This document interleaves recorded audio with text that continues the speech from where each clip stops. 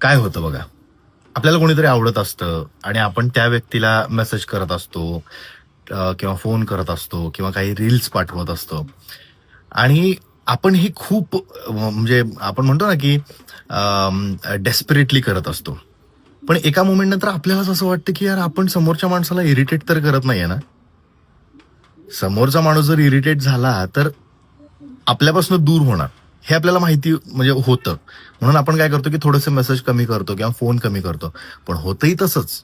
समोरच्या माणसाला काय वाटतं, की आता याने प्रयत्न बंद केलेत किंवा हा आधीसारखा मेसेज किंवा फोन करत नाही किंवा रील्स पाठवत नाही. म्हणजे कदाचित हा टाईमपास करत होता त्यावेळी. फक्त खडे मारत होता.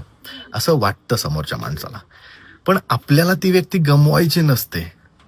प्रेम आपलं समोरच्या माणसाच्या मनात निर्माण करायचं असतं. हा फक्त एक साधा प्रयत्न असतो.